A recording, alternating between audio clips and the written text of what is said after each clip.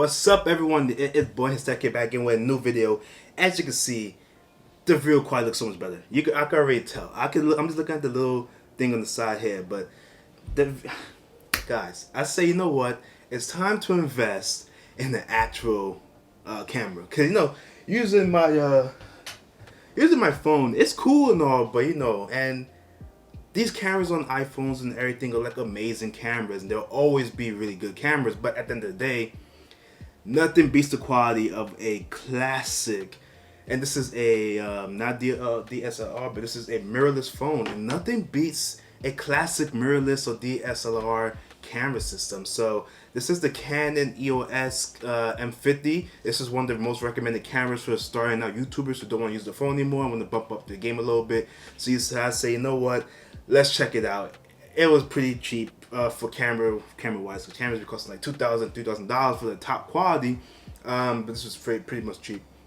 So new camera, still got rocking this setup. Sometimes I might do some sitting down, but today I just felt like I wanted to stand up today and do this review, which we will be reviewing the brand new, ooh, it's a little bit dusty phone right here. I gotta get used to this camera to show it's to do, but this is the brand new Galaxy Fold Z Fold 3. Sorry if it's a little bit blurry. I'm getting used to this camera setup, but we're gonna be reviewing this bad boy right here. I picked this bad boy up when it came out. When it dropped. When I told you I had a big unboxing video, it was for this and some other stuff too. But I ended up recording all the unboxings, and I say, you know what? Let's include the unboxing. Ooh. Let's include the unboxing in this video, which I'm going to show you right about soon. Not right now, but we're going to show you the unboxing. Then also I'll do the same thing for the watch. But I just want to talk about this phone so much because I think it's a great phone. So I wanted to show you a review about it. So let's jump into it. Play the opening, because I don't think we did yet. Then right after the opening, you're going to get the unboxing experience, and then we're going to jump into this awesome review. Play it.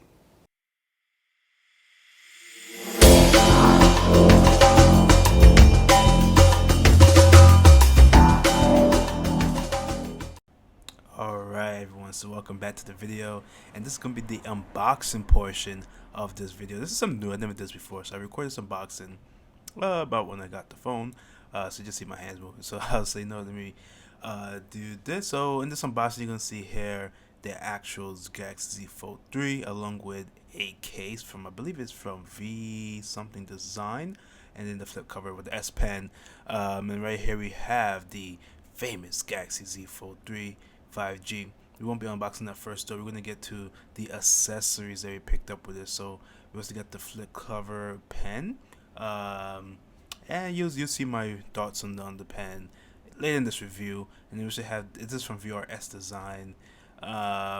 It's a cool what you call it, flip click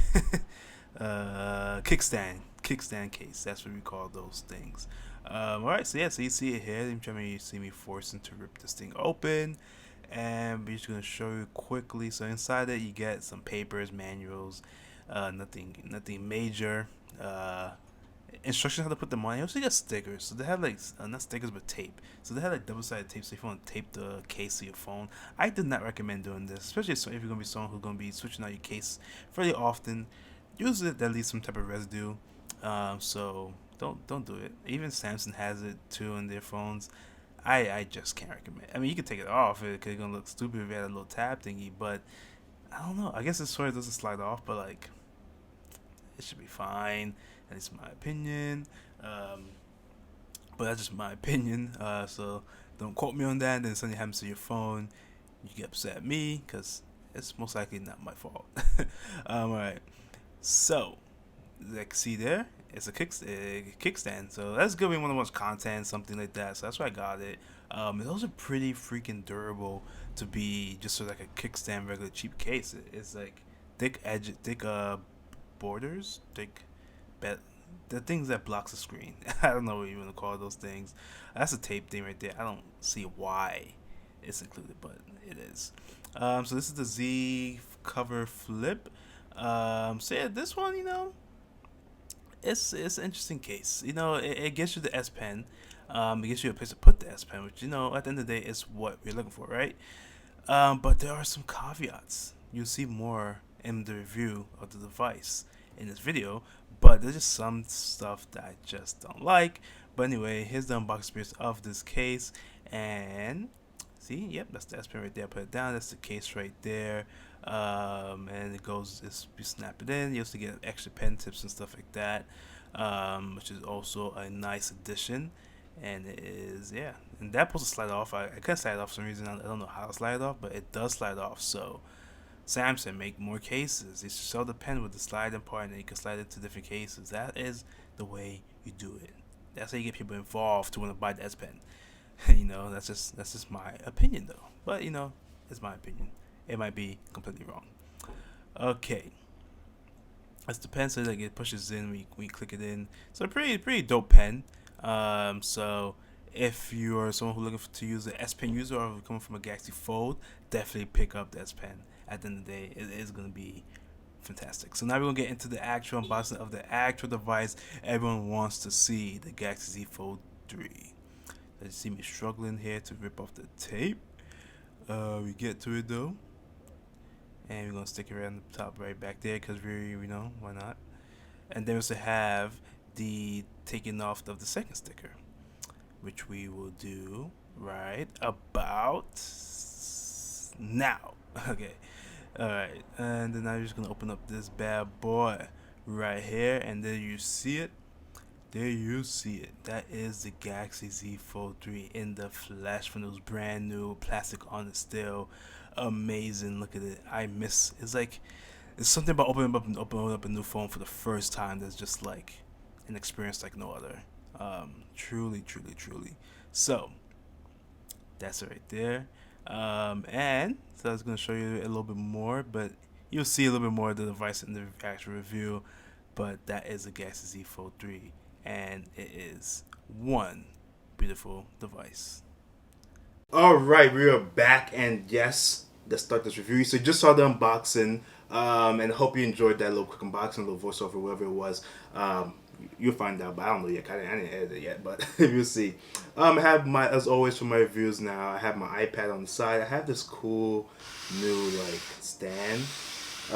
So it's cool. Yeah, it's cool. It's from I saw it in Your Average Consumer, I believe. It is I think it's Pitaka. It's cool. It's nice. Anyway, let's stop talking. Let's jump into what this review is going to be. All right. So first things first. Let's talk about the pros. Let's talk about what I really like about this phone, because there are a lot of things to like about this phone. And the most obvious reason why you should like the Galaxy Fold, or why you should pick up a Galaxy Fold, is in the name. It's the folding mechanism. That's the best part of this device. This is why you buy, if you're buying the Galaxy Fold, right? You're interested in buying one of these phones. The main reason why you're gonna pick this phone up is to have something that's different from your normal iPhone. You want to have something that's a little bit different, and it folds. This gives you a phone. Well, this gives you a phone and tablet experience in the same go. You can't get this anywhere else in the mainstream device. You could get from, I think it's Exami or whatever I forgot the name of that company, but there's other phone devices out there, but they aren't mainstream in the US to pick up easily. You can't go out to T-Mobile, Verizon to pick up one of those folding phones. The Razr folding flip phone, it failed. And Samsung's the only people who's like very big in the US is doing this kind of devices, the phone devices. Until someone that runs with Maple wants to make their own phone device, this is what we got for now. Because LG is gone. Motorola, you could try, but Motorola. Google's the only people who might have one coming out soon, so keep a lookout for that. I've seen some rumors. But until Google announces their folding phone, this is all we got in the US for the most part. And it's good technology. It's just the third generation. It's improving quickly, and I like it a lot. Besides that, we also have S Pen support. I don't have the S Pen case. Shoot. Hold up. I know where it's at. I gotta just reach. Okay. Alright. S Pen. You have the S Pen case too. I have a different case on here because it's a little bit more rigid. But you have the S Pen case, and the S Pen case is really nice. You have S Pen support with the phone now, which is cool. They didn't have it before, so I could just like do what I want. What was that? Okay, wrestling stuff.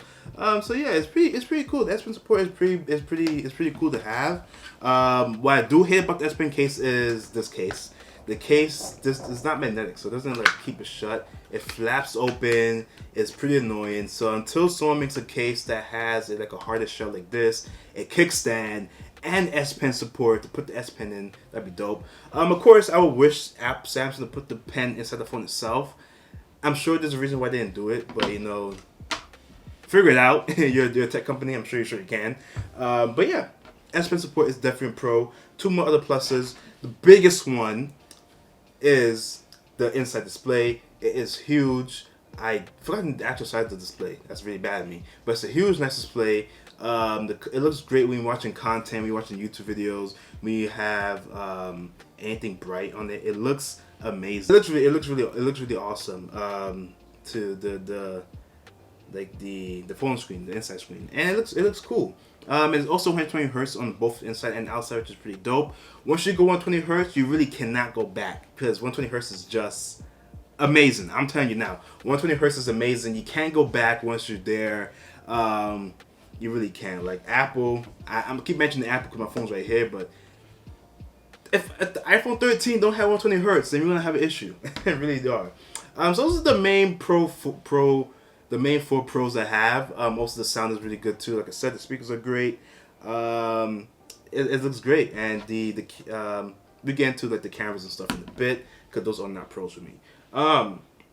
So we could jump into the cons. So there's obvious cons to this device, and one of the biggest one is that it's not dust resistant. So it is now water resistant. So I've seen people put it underwater, take it out, it's fine, perfectly fine, it works great.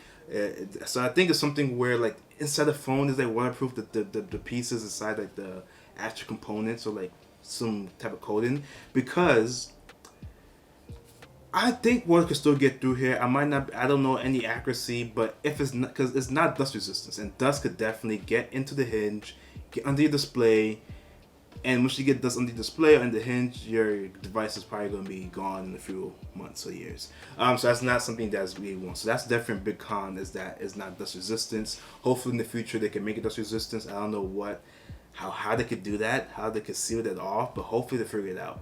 The sweeper thing that they have in there is good enough, I guess, for now, but they definitely need to improve on that. I've seen like the most worst thing ever happen to someone on Reddit, where they open the device and the middle screen cracks straight in the middle.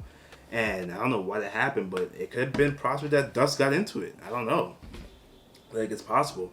Another con too is battery life is not amazing. The battery life could be better. I probably get maybe around 6 hours of constant usage, and which is not great because my iPhone can get maybe like double that.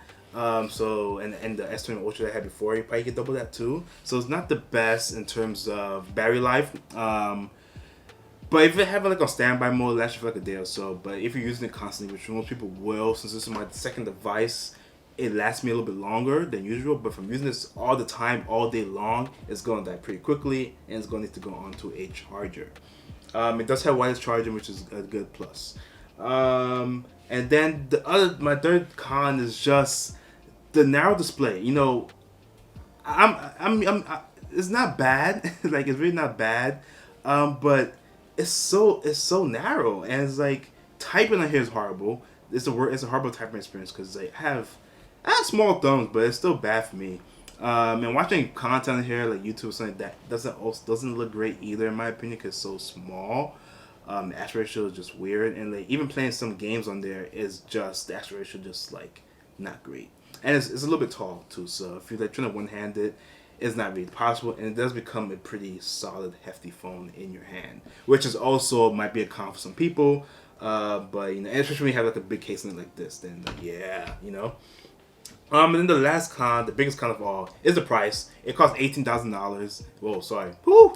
$1,800. Yeah, that number getting me confused. It costs $1,800.